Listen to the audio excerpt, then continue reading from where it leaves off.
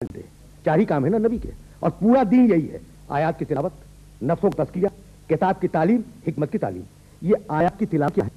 قرآن مجید کو پڑھ کے سنا دینا, یہ آیات کی تلاوت. نفسوں کا تزکیہ رسول کریں گے, کتاب کی رسول دیں گے, حکمت کی تعلیم رسول دیں گے, اور قرآن رسول سنا دیں گے.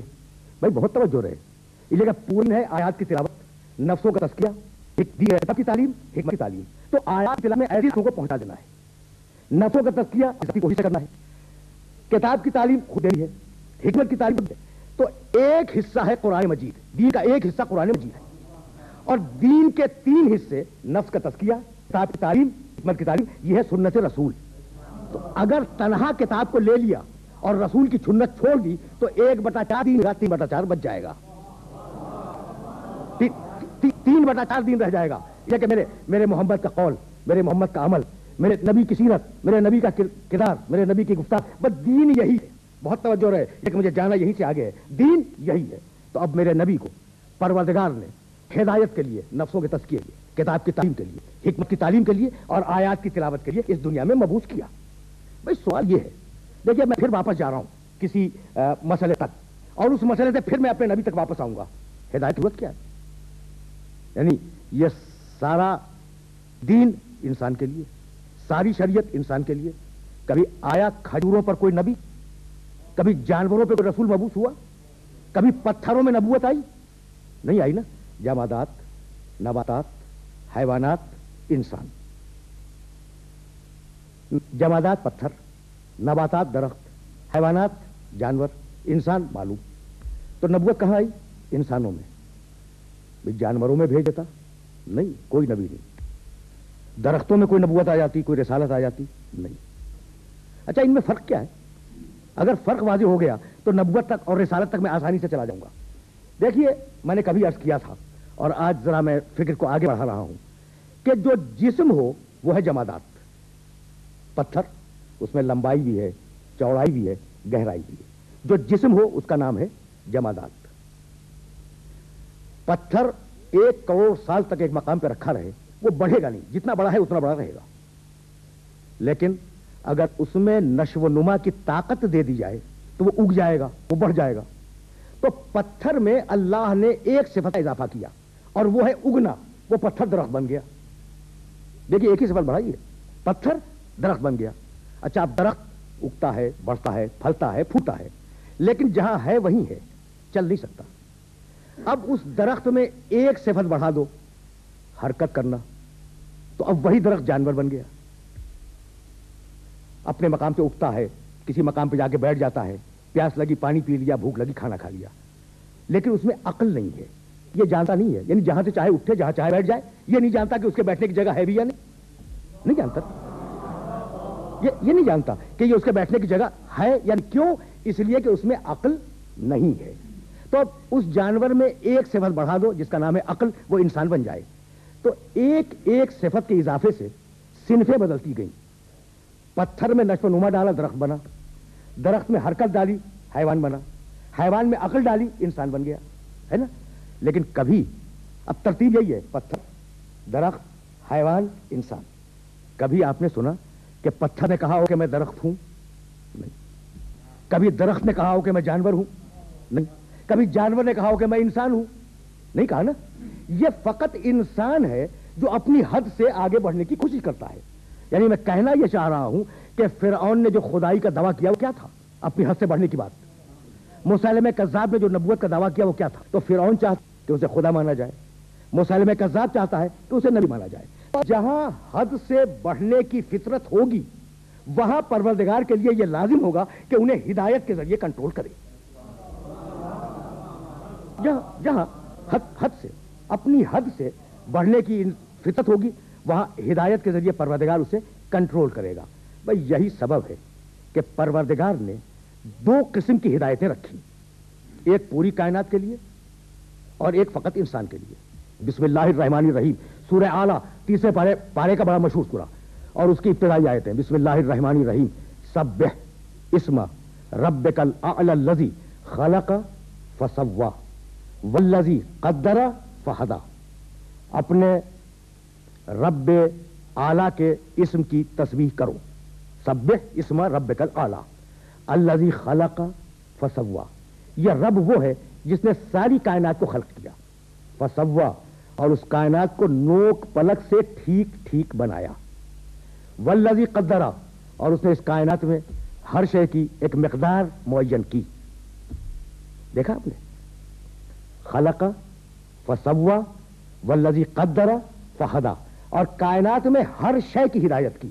تو ایسا نہیں ہے کہ فقط ہدایت آپ پر آئی ہے، ہدایت کائنات کے ذرے ذرے پر ہے. بھائی یہی سبب ہے کہ درخت اوپر کو اٹھتا ہے، پانی نشیب میں بہتا ہے. یہ پانی کو کس نے سکھلایا کہ تجھے اوپر نہیں جانا، نیچے کی طرف بہنا ہے؟ اور یہ درخت کو کس نے بتایا کہ تجھے اوپر کی طرف بڑھنا ہے، زمین میں گھس نہیں جانا ہے؟ تو یہ ان کی فطری ہدایت ہے. اس ہدایت میں پوری کائنات شریک ہے. قرآن مجید نے ایک دوسرے مقام پر اس مسئلے پر پھر گفتگو کی. جب موسیٰ علیہ السلام حضرت ہارون کے ساتھ فرعون کے دربار میں آئے اور خدا واحد کا پیغام دیا، تو قال فمن ربکما یا موسیٰ، فرعون نے کہا کہ موسیٰ یہ بتلاؤ تمہارا رب ہے کون، تم دونوں کا رب ہے کون؟ قال ربنا الذی اعطى كل شيء خلقه ثم هدى. موسیٰ علیہ السلام نے کہا کہ ہمارا رب وہ ہے جس نے ہر شے کو اس کی تخلیق عطا کی. اعطى كل شيء خلقه، ہر شے کو اس کی تخلیق عطا کی. ثم هدى، اور ہمارا رب وہ ہے جس نے ہر شے کی ہدایت کی. تو کائنات کا ذرہ ذرہ اللہ کی ہدایت کے زیر نگی ہے. کوئی ذرہ ہدایت سے آری نہیں ہے. اس کا نام ہے فطری ہدایت. سورج کی بھی ہدایت، چاند کی بھی ہدایت، جانوروں کی بھی ہدایت، پتھروں کی بھی ہدایت. اور اب ایک مخصوص ہدایت جو فقط اور فقط انسان کے لیے ہے، اما نبوی ہدایت، اما یاتینکم منی ہدن فمن تبع ہدایا فلا خوف علیہم ولا هم یحزنون. سنو، ضرور بھی ضرور اللہ فرماتا ہے میری طرف سے تمہاری طرف مسلسل ہدایتیں آتی رہیں گی. فمن تبع ہدایا، تو جو شخص بھی میری ہدایتوں کی پیروی کرے گا اور میری ہدایتوں کا اتباع کرے گا، فلا خوف علیہم ولا هم یحزنون، تو ایسے انسان کو نہ کوئی خوف ہوگا اور نہ کوئی حزن ہوگا. اس کا نام ہے نبوی ہدایت. یعنی ہادی وہ جو مسلسل اور لگاتار ہدایت کرے. جب وہ ہادی اللہ سے پیغام لے رہا ہوتا ہے تو اس کا نام ہوتا ہے نبی، اور جب وہی ہادی انسانوں تک اس پیغام کو پہنچا رہا ہوتا ہے تو اس کا نام ہوتا ہے رسول. یہ دو الگ الگ لوگ نہیں ہیں. جب لے نبی کہلائے، جب پہنچائے رسول کہلائے. تو اب پروردگار نے انسان کی ہدایت کا بندوبست کیا. اب میں یہاں سے آگے بڑھ رہا ہوں اور بہت توجہات مبذول رہے ہیں. اور اس شان کے ساتھ پروردگار نے انسانی ہدایت کا بندوبست کیا. دیکھیے، ابھی میں عرض کر رہا تھا کہ اللہ حکیم ہے، منصوبے کے بغیر کسی کام کو نہیں انجام دیتا. اور میرا نبی معلم حکمت ہے، بغیر منصوبے کے کسی کام کو نہیں پہنچاتا ہے نا. اب دیکھو اللہ کی حکمت کا طریقہ دیکھو. خدا کی قسم ایسا کریم اللہ ہے. دیکھو اگر یہ بات پہنچ گئی تو میں سلسلہ ہدایت سے رسالت تک گیا. اتنا کریم اللہ ہے کہ تمہاری جو بھی حاجت ہے وہ حاجت بعد میں پیدا ہوئی، اور وہ چیز جو حاجت کو پورا کرتی ہے وہ پہلے پیدا ہوئی. یہ جملہ میرے سننے والوں تک پہنچ جائے. اتنا کریم ہے، اتنا سخی ہے وہ مالک. دیکھو، تمہیں رہنے کے لیے زمین چاہیے تھی. حاجت ہے زمین کی یا نہیں؟ خلا میں تو نہیں رہ سکتے تھے نا. تمہیں رہنے کے لیے زمین کی ضرورت تھی. اس نے زمین پہلے پیدا کی، تمہیں بعد میں پیدا کیا. تم چلے جاؤ گے زمین رہ جائے گی. تمہیں اپنی پیاس کو رفع کرنے کے لیے، پیاس کو بجھانے کے لیے پانی کی ضرورت تھی. اس نے پانی کو پہلے پیدا کیا، انسان کو بعد میں پیدا کیا. انسان چلا جائے گا، پانی رہ جائے گا. کتنا کریم ہے، کتنا کریم ہے کہ جن چیزوں کی تمہیں حاجتیں ہو رہی ہیں وہ چیزیں پہلے پیدا ہوئی، تم بعد میں آئے. تم چلے جاؤ گے، چیز رہ جائے گی. سانس لینے کے لیے ہوا کی ضرورت تھی، ہوا پہلے پیدا ہوئی. سانس لینے والا جانور بعد میں پیدا ہوا. سانس لینے والا چلا جائے گا، ہوا رہ جائے گی. تو اس کی کریمی سمجھ میں آ گئی کہ جو احتیاج کو پورا کرے، بہت توجہ رہے، کریمی، اس کی شان کریمی یہ ہے کہ جو احتیاج کو پورا کرے وہ پہلے ہو اور احتیاج بعد میں ہو. احتیاج ختم ہو جائے وہ باقی رہ جائے. ہدایت انسان کی سب سے بڑی ضرورت ہے یا نہیں ہے؟ ہدایت انسان کی سب سے بڑی ضرورت ہے. اس لیے ہادی پہلے پیدا ہوگا، انسان بعد میں پیدا ہوگا. ہادی رہ جائے گا، انسان چلا جائے گا.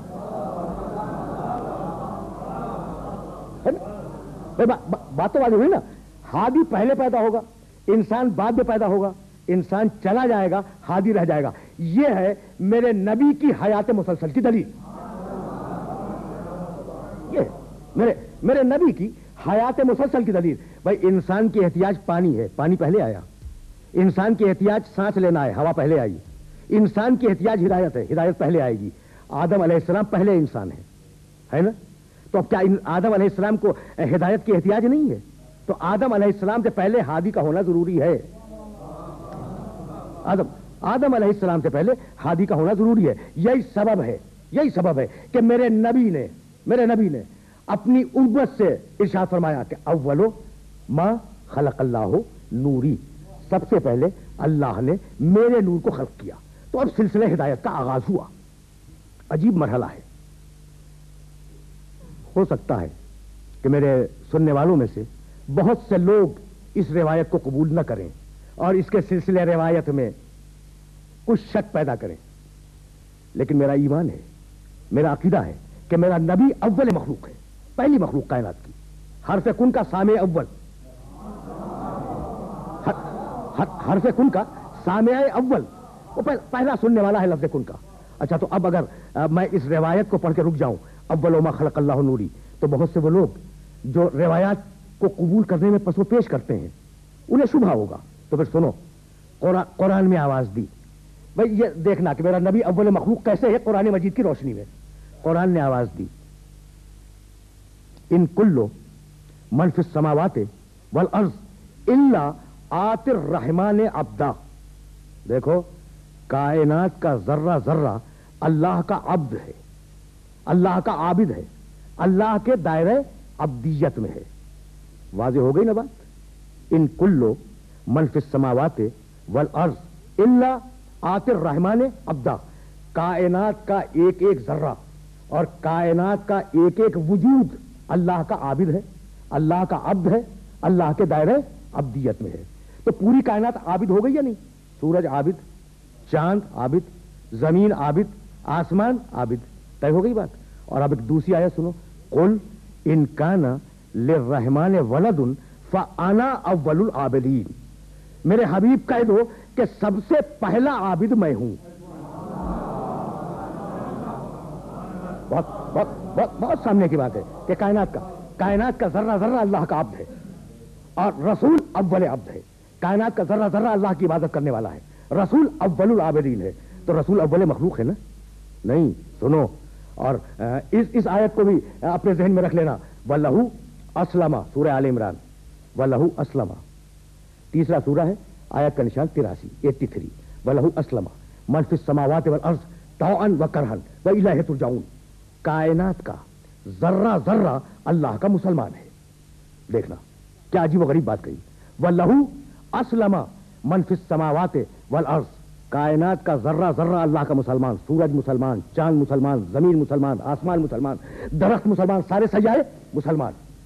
طوعاً وکرہن، چاہے اطاعت سے مسلمان ہو چاہے بجبر مسلمان ہو، لیکن ہے سب کے سب مسلمان. تو پوری کائنات مسلمان. طے ہو گئی نا بات.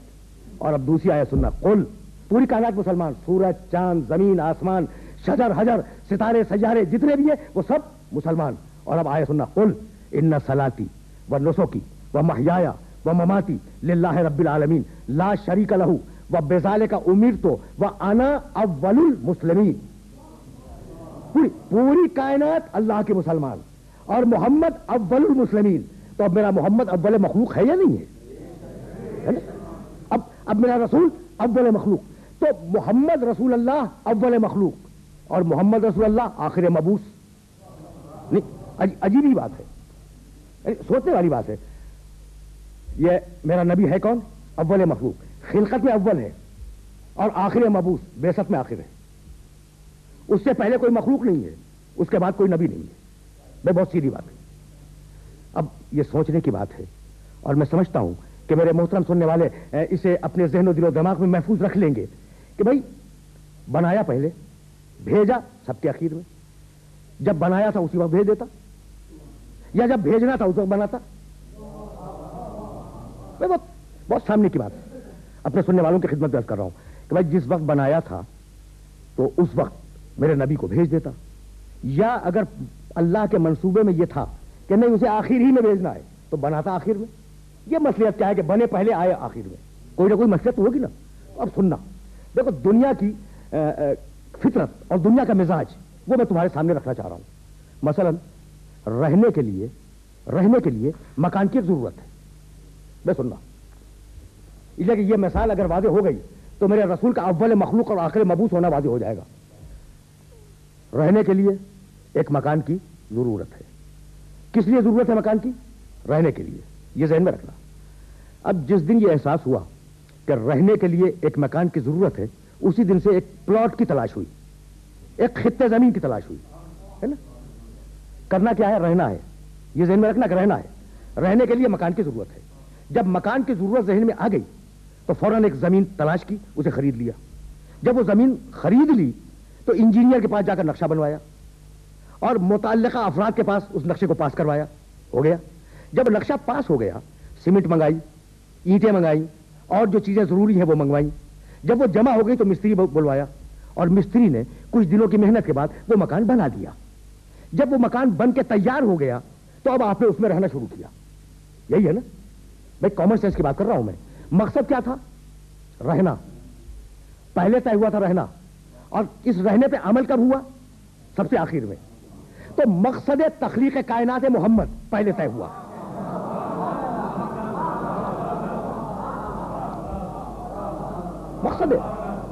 मकसद कायनात, मकसद तखलीक कायनात मोहम्मद रसूलुल्लाह है। इसलिए वजूद पहले, ज़ुहूर सबसे आखिर में। बात तो वाजिब हुई ना। तो अब मेरा नबी आया। भाई बहुत तवज्जो रहे, लेकिन अब मैं पहुंच गया अपने नबी तक, और यहीं से इस सिलसिले फिक्र को आगे जाना है। अब मेरा नबी आया और इस शान के साथ आया कि मेरे नबी को परवरदिगार ने अव्वलीन आखिरीन की हिदायत की जिम्मेदारी सुपुर्द कर दी। देखिए अब मैं जुमला कहने जा रहा हूं, और वह जुमला मैं चाहता हूं कि मेरे मोहतरम सुनने वालों के ज़हनो दिलो दिमाग में महफूज हो जाए। मेरा नबी आया और अव्वलीन और आखिरीन की हिदायत की जिम्मेदारी लेकर आया। अभी मैं अर्ज कर रहा था कि ऐसा नहीं है कि दरख्त को हिदायत की जरूरत नहीं है, लेकिन उसकी हिदायत का तरीका और है ना। ऐसा नहीं है कि पानी को हिदायत की जरूरत नहीं है। यह बादल को किसने बताया कि कब बरसना है कब नहीं बरसना, कितना बरसना है कितना नहीं बरसना?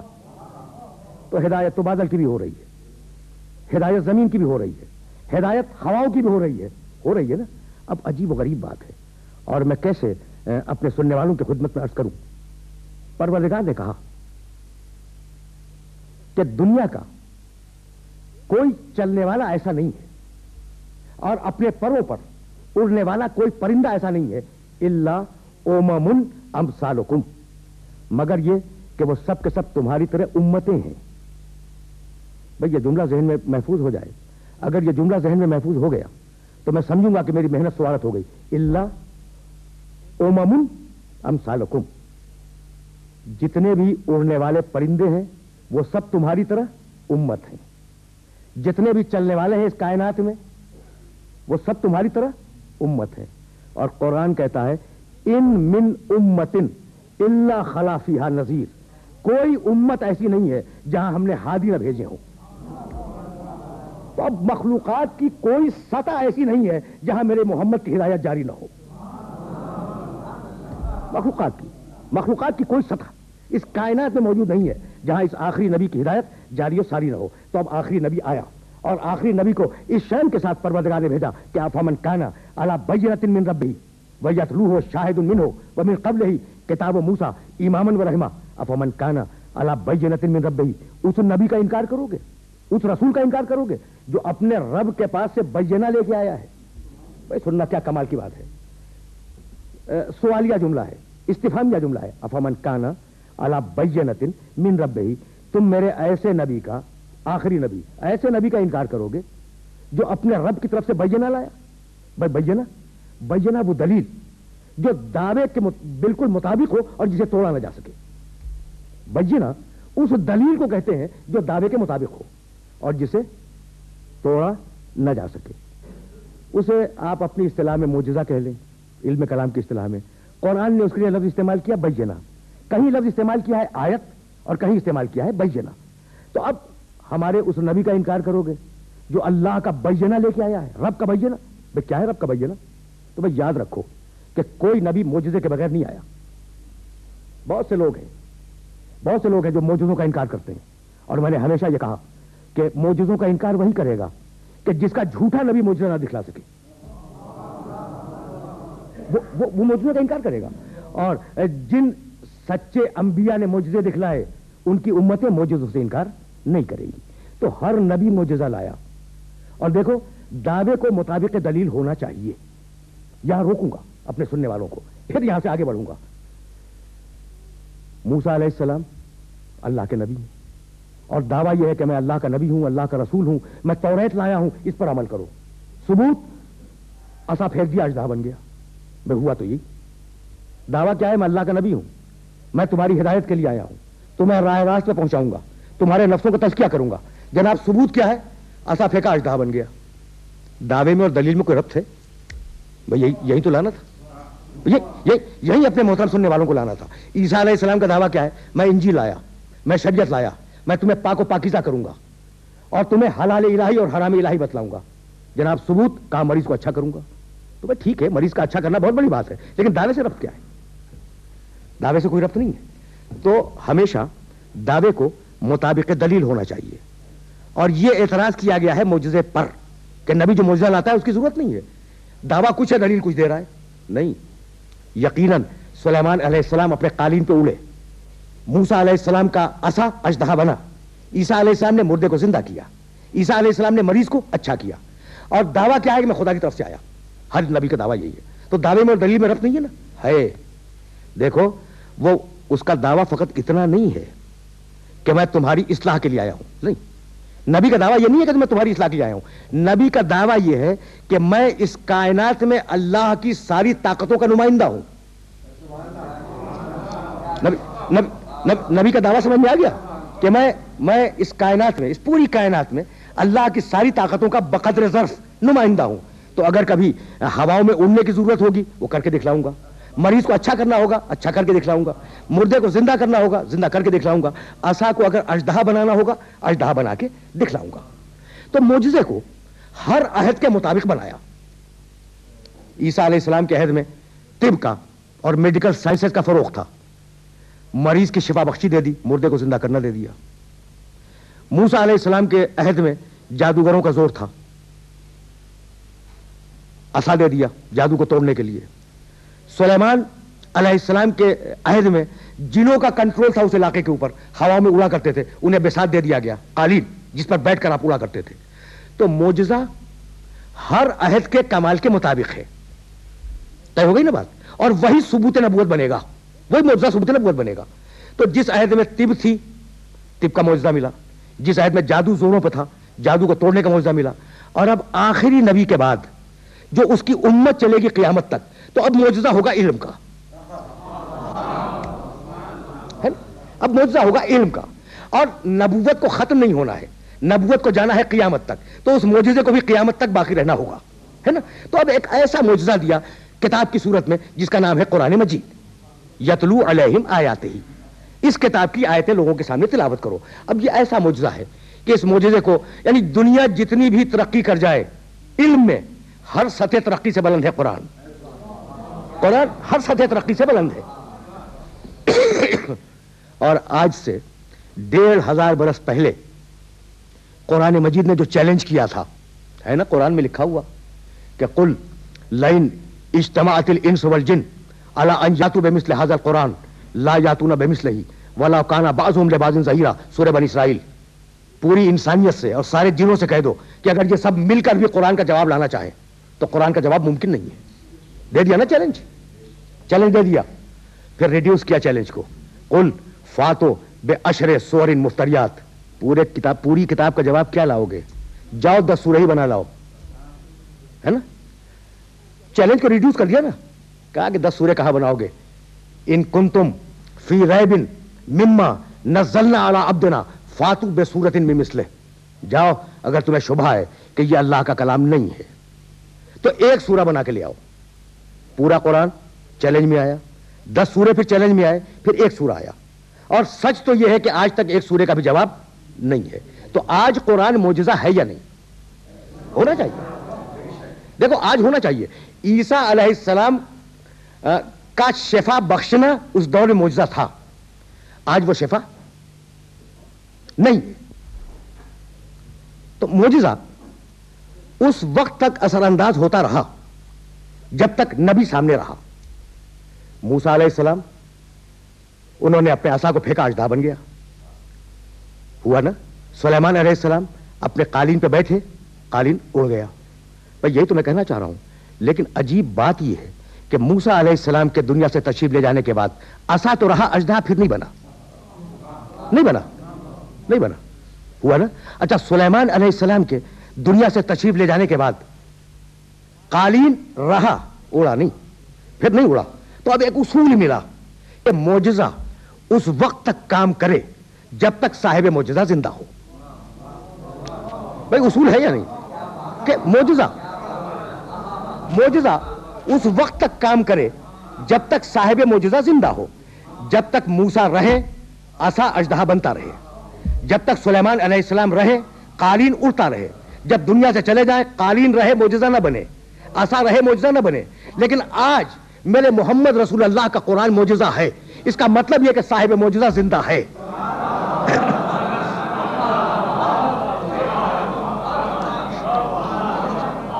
اس کا مطلب یہ ہے کہ صاحب معجزہ زندہ ہے, اور پوری طاقت اور پوری توانائی کے ساتھ وہ صاحب معجزہ آج بھی زندہ ہے.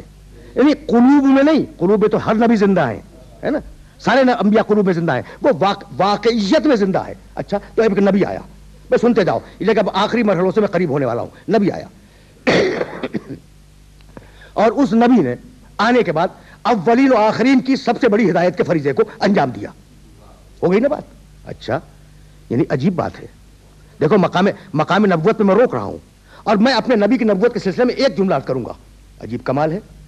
سب سے پہلے بنایا, سب سے آخر میں بھیجا, اور سب سے آخر میں بھی کمال یہ کیا, بھائی حضرت آمنہ کی گود میں جب وہ بچہ تھا نبوت کا اعلان کر دیتا.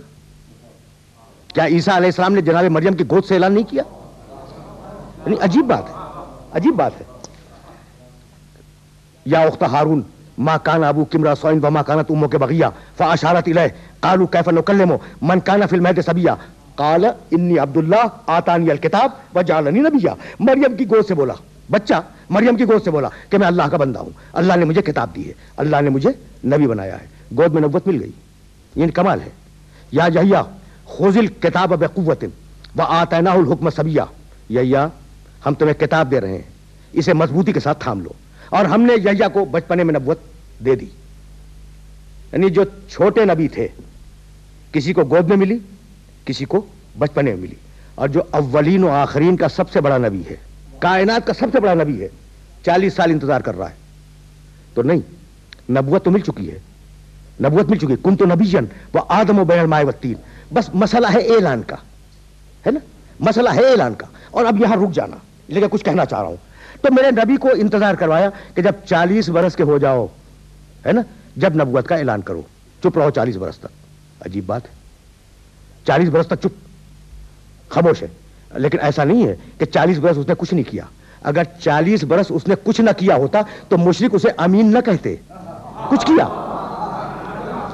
کچھ کیا, ایسا کچھ کیا کہ مشرک کی زبان سے نکلا یہ امین ہے, اور ایسا کچھ کیا کہ مشرک کی زبان سے نکلا کہ یہ صادق ہے. تو اپنا صدق بھی منوایا, اپنی امانت بھی منوائی. امانت کا تعلق عمل سے ہے, صداقت کا تعلق زبان سے ہے. تو اپنا قول بھی منوایا, اپنا عمل بھی منوایا, ہے نا. اور اس کے بعد پھر نبوت کا اعلان کیا, اور اس کے بعد پھر قرآن کا آنا شروع ہوا. بھائی عجیب بات ہے, اور اسے اپنے ذہن میں رکھ لینا کہ دنیا کا کوئی سیاسی اور معاشی نظام ایسا نہیں ہے جس میں پہلے لٹریچر نہ ہو بعد میں عمل نہ ہو. اور ہوا یہی ہے. دیکھیے فرانس میں انقلاب ہوا, فرانس کا رینیساں بہت مشہور ہے, لیکن یہ انقلاب کیسے ہو گیا؟ اٹرنڈم نہیں. فرانس کے انقلاب کی جڑوں میں اس عہد کے دانشوروں کی کتابیں ہیں, والٹائر نے کتابیں لکھی, روسو نے کتابیں لکھی, دوسرے بڑے مفکرین نے کتابیں لکھی. لوگوں نے ان کتابوں کو پڑھا, پڑھنے کے بعد ان سے متاثر ہوئے, جب متاثر ہوئے انقلاب کر دیا. تو پہلے نظریہ بعد میں عمل, بھئی یہی ہوا نا, پہلے کتاب بعد میں عمل, یہی تو ہوا نا. اچھا یہ جو 1916 میں روس میں انقلاب ہوا یوں ہی ہو گیا؟ نہیں, مارکس نے کتابیں لکھی, انگلش نے کتابیں لکھی, دوسرے اشتراکی مفکرین نے کتابیں لکھی. لوگوں نے ان کتابوں کو پڑھا, پڑھنے کے بعد ان سے متاثر ہوئے, انقلاب کر دیا. پہلے کتاب بعد میں عمل, یہی ہوتا ہے نا. اچھا تمہارے کالجوں میں کیا ہوتا ہے؟ جب سائنس پڑھاتے ہو پہلے تھیوری بعد میں پریکٹیکل. یہ کبھی نہیں ہوا کہ پہلے پریکٹیکل کروا دو بعد میں تھیوری پڑھاؤ, کبھی سنا؟ یعنی کامن سینس کے خلاف ہے, لاجک کے خلاف ہے کہ آپ پہلے پریکٹیکل کروا دیں بعد میں تھیوری پڑھوائیں. تو پہلے کیا ہوتا ہے؟ تھیوری دی جاتی ہے, بعد میں اس تھیوری کے مطابق پریکٹیکل کروایا جاتا ہے. میرے پروردگار کی سنت کچھ اور ہے.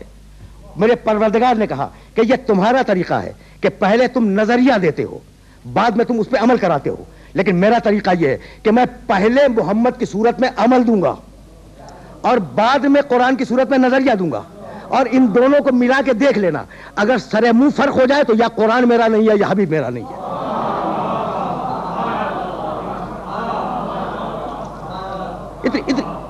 اتنی احتیاط کے ساتھ یہ جملہ عرض کر رہا ہوں کہ اگر سرے منہ فرق ہو جائے میرے نبی میں, میرے آخری نبی میں اور میرے قرآن میں, تو سمجھ لینا کہ میرا قرآن یا تو قرآن میرا نہیں ہے یا حبیب میرا نہیں ہے. تم سرے منہ بھی فرق نہیں پاؤ گے. جو محمد نے کیا وہ قرآن میں لفظوں میں آیا, اور جو قرآن میں کہا گیا وہ عین محمد کا عمل ہے, عین محمد کا کردار ہے. یہی سبب ہے کہ قرآن مجید نے میرے نبی کے کردار کی حفاظت کی, نہیں میرے نبی کی پوری رسالت کی حفاظت کی. اور کس شان کے ساتھ حفاظت کی؟ سورہ حجرات, یا ایھا الذین آمنوا لا ترفعوا اصواتکم فوق صوت النبی ولا تجهروا له بالقول كجهر بعضکم لبعض ان تحبط اعمالکم وانتم لا تشعرون. دیکھو کیسی حفاظت ہو رہی ہے. اس پیغام توحید کے لانے والے کی حفاظت دیکھو. اے ایمان لانے والو, دیکھو میں نے جملہ کہا اور اسی جملے پر بات کو مکمل کروں گا. یہ پیغام توحید کا لانے والا ہے اور اس پر بات مکمل ہو جائے گی. یا ایھا الذین آمنوا, اے ایمان لانے والو, لا ترفعوا اصواتکم فوق صوت النبی, دیکھو نبی کی آواز پر اپنی آواز کو بلند نہ کرو. ولا تجهروا له بالقول, اور ویسے بات نہ کرو اس سے کجہر بعضکم لبعض, جیسے تم ایک دوسرے سے بات کر لیتے ہو. ویسے میرے نبی سے بات نہ کرو جیسے تم ایک دوسرے سے بات کر لیتے ہو. اگر تم جیسا ہوتا تو ہم اجازت دے دیتے. اگر میرا نبی تم جیسا ہوتا تو ہم اجازت دے دیتے کہ ویسے ہی بات کر لو, لیکن نہیں, تم جیسا نہیں ہے. لا تجهروا له بالقول كجهر بعضكم لبعض ان تحبط اعمالكم وانتم لا تشعرون. اگر نبی کی آواز پر تم نے اپنی آواز کو بلند کیا اور اگر ویسے بات کی جیسے آپس میں بات کرتے ہو تو تمہاری پڑھی ہوئی نمازیں باطل ہو جائیں گی, رکھے ہوئے روزے باطل ہو جائیں گے, کیے ہوئے حج باطل ہو جائیں گے, تمہارے سارے اعمال باطل ہو جائیں گے اور تمہیں اس کا شعور بھی نہیں ہوگا. بھائی توجہ کر رہے ہو؟ تو کردار مسلم کو, مسلمان کے کردار کو اس آیت میں کنٹرول کیا. خبردار نبی کے مقابلے میں باادب رہو. لیکن ہو سکتا تھا کہ کوئی نبی کے مقابلے میں اپنے کردار کو روک لے, دل کو نہ روک سکے, ہے نا. تو سورہ نساء میں ارشاد فرمایا فلا وربک لا یؤمنون حتی یحکموک فیما شجر بینہم ثم لا یجدوا فی انفسہم حرجا مما قضیت ویسلموا تسلیما. تمہارے رب کی قسم, اللہ اپنی قسم کھا رہا ہے, فلا وربک لا یؤمنون, تمہارے رب کی قسم. یہ زمانی دعویٰ کرنے والے اس وقت تک مومن نہیں ہوں گے جب تک اپنے آپس کے جھگڑوں میں حبیب تجھ سے فیصلہ نہ کروائیں. دیکھا, اس وقت تک مسلمان نہیں ہو, اس وقت تک مومن نہیں ہو جب تک آپس کے مسئلوں میں رسول اللہ سے فیصلہ نہ کرواؤ. اور دیکھو فقط فیصلہ کروا لینا کافی نہیں ہے. ثم لا یجدوا فی انفسہم حرجا مما قضیت, اس وقت یہ مومن ہوں گے, اس وقت یہ مسلمان ہوں گے جب تیرے فیصلے پر کھلے دل سے راضی ہو جائیں. دل کھول دو. بھائی سورہ حجرات کی آیت میں کہا کردار کو کنٹرول کرو میرے نبی کے مقابلے پر, اور سورہ نساء کی اس آیت میں ارشاد فرمایا کہ دل کو کنٹرول کرو میرے نبی کے مقابلے پر. وَيُسَلِّمُوا تسلیما, اور اس وقت مومن ہو, اس وقت مسلمان ہو جب میرے نبی کے سامنے اپنے سر تسلیم کو خم کر دو. تو خدا کی اطاعت کا نام ہے اسلام, محمد کی اطاعت کا نام ہے تسلیم. باتیں پہنچ رہی ہیں نا. تو سورہ حجرات میں کہا اعمال کو کنٹرول میں رکھو, سورہ نساء میں کہا دل کو کنٹرول میں رکھو. سورہ حشر میں ارشاد فرمایا وما آتاکم الرسول فخذوہ وما نہاکم عنہ فانتہوا. رسول جو دے دے وہ لے لو, رسول جسے روک دے اس سے رک جاؤ. پوری کائنات میں ایک ہی انسان ہے جس کی نہ ذات پرانی ہوئی نہ بات پرانی ہوئی, جس کے قول میں کوئی فرسودگی نہیں ہے, جس کے عمل میں کوئی کہنگی نہیں ہے. زمان و مکان نہ اس کے قول پہ اثر انداز ہوئے نہ اس کے عمل پہ اثر انداز ہوئے. اب میں کیسے عرض کروں, کیوں؟ اس لیے کہ یہ پیغام توحید کا سب سے بڑا مبلغ ہے. بس میری تقریر آخری مرحلے میں داخل ہو گئی. کتنا بڑا مبلغ. سارے انبیاء آئے توحید کا پیغام دینے کے لیے, لیکن جس عزم اور جس استقامت کے ساتھ اس شخص نے, اس نبی آخر نے پیغام توحید کو عام کیا, وہ پوری تاریخ ہدایت میں اپنی مثال آپ ہے. میں عرض کروں, فاران کی چوٹی سے جب آواز دی قولوا لا الہ الا اللہ تفلحوا, اللہ کو ایک مانو, نجات کی ذمہ داری ہے, میں تمہیں نجات کی ضمانت دیتا ہوں, اللہ کو ایک مانو. وہ پیغام توحید کا علمبردار, وہ پیغام توحید کا مبلغ مکے کی گلیوں میں ایک خدا کی تبلیغ کرتا ہوا چلا. اور وہ جو 365 بتوں کو پوج رہے تھے انہیں پریشانی لاحق ہوئی کہ کہیں ایسا نہ ہو کہ ہمارے بت مسترد کر دیے جائیں معاشرے میں, اور بنی ہاشم کے اس جوان کے خدا کی عبادت ہونے لگے. انہوں نے, بس یہ میری تقریر کے آخری جملے ہیں اور ان جملوں پر اپنی بات کو مکمل کہنا چاہ رہا ہوں, انہوں نے میرے نبی کو پیغام بھیجا کہ تم خدائے واحد کے پرچار سے اور اس کی تبلیغ سے باز آ جاؤ, اور جو چاہتے ہو ہم تمہیں دینے کے لیے تیار ہیں. اگر میں خدا کی قسم میرے نبی کا جواب سننا, پیغام توحید کا مبلغ, بات کو یہی مکمل کر رہا ہوں. عرب کے بڑے بڑے سرداروں نے یہ پیغام دیا میرے نبی کو کہ تم خدائے واحد کی تبلیغ سے باز آ جاؤ. اگر تمہیں دولت چاہیے تو سونے اور چاندی کا اتنا بڑا ڈھیر لگا دیں گے کہ چشم انسانیت نہ دیکھاؤ, خدائے واحد کا اعلان چھوڑ دو. اگر تمہیں بادشاہ چاہیے تمہیں ملک عرب کا بادشاہ تسلیم کر لیں گے, خدائے واحد کا اعلان چھوڑ دو. اگر تم دنیا کی حسین ترین عورت سے شادی کرنا چاہتے ہو تو ہم منتخب روزگار عورت سے تمہاری شادی کروائیں گے, لیکن پیغام توحید کا اعلان چھوڑ دو. دیکھو بڑے انسینٹیوز ہیں, بڑی تشویقات ہیں, بادشاہت مل رہی ہے ملک عرب کی, دنیا کی سب سے بڑی دولت مل رہی ہے نا, لیکن میرے نبی نے جو جواب دیا ہے وہ آج تک تاریخ کی کتابوں میں محفوظ ہے. جب یہ پیغام ملا نا کہ دولت لے لو, بادشاہت لے لو, عورت لے لو, توحید کو چھوڑ دو, تو ایک مرتبہ ہاتھ بڑھایا, دونوں ہاتھ بڑھائے, کہنے لگے لو وضع الشمس علی یمینی والقمر علی یساری. یہ مشرک عرب اگر میرے داہنے ہاتھ پہ سورج رکھ دیں اور میرے بائیں ہاتھ پہ چاند رکھ دیں, جب بھی میں اپنے خدائے واحد کی تبلیغ سے باز نہیں آؤں گا. یہ میرے نبی نے کیا کہا, لو وضع الشمس علی یمینی والقمر علی یساری. اگر یہ پورا عرب مل کر میرے داہنے ہاتھ پہ سورج رکھ دے, میرے بائیں ہاتھ پہ چاند رکھ دے, جب بھی میں اعلان توحید سے باز نہیں آؤں گا. میرے نبی نے کہا کیا, میرے نبی نے یہ کہا کہ ہاتھ پر چاند اور سورج کا آ جانا جتنا انہونا ہے اتنا ہی انہونا پیغام توحید کو چھوڑ دینا ہے.